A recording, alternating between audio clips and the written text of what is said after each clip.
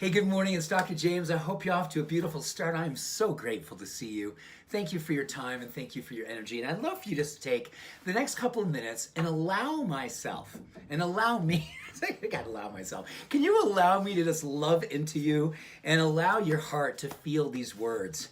This is a very important thing I'm going to share with you today. And it's all about the power of our words and their relationship to the healing and health of our heart. And this is based on a study that I read recently, and I was just like, oh my gosh. And it makes so much sense, but it's such a compelling study because it's so real, so powerful, and it's such a call to loving action for you and I. The study was done on a group of patients who were in a talk therapy group after a heart attack or a stroke or some sort of heart disease incident. And basically, this therapy group was about coming together and talking, literally talking about their experience, talking about the work they're doing in their healing, and literally a supportive way to exchange energy amongst people who had shared similar experiences with heart. And here's what they found out. Over the course of a year, they literally taped all the conversations. And the conversations were all about just, hey, this is what I'm doing, this is how I'm moving in my world.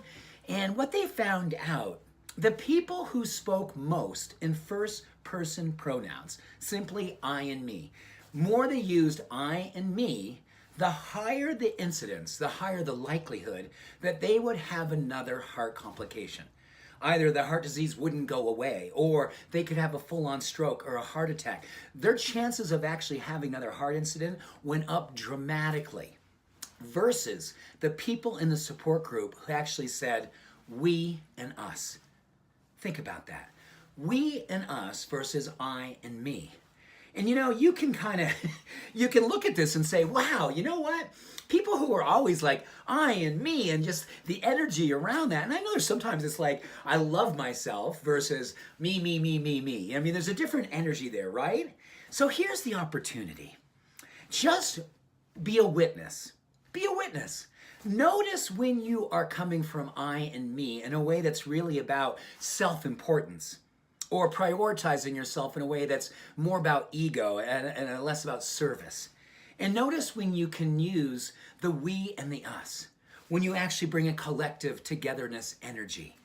What the study shows so beautifully and so powerfully, when we're circulating the power of we and us, we are circulating the power of togetherness, common humanity, and we're circulating healthfully.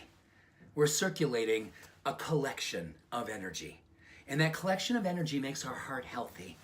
I love this because there's a physiological study that has a very spiritual feeling to it.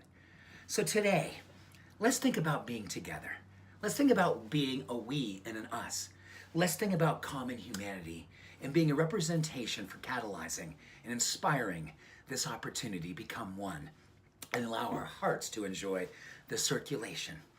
And if you have a heavy heart or a heart that needs healing, understand the power of your words and how they can circulate a healing that transcends the old ego and brings forth the evolution of love, the next evolution of you. Much love and every blessing. Have an awesome day. Bye for now.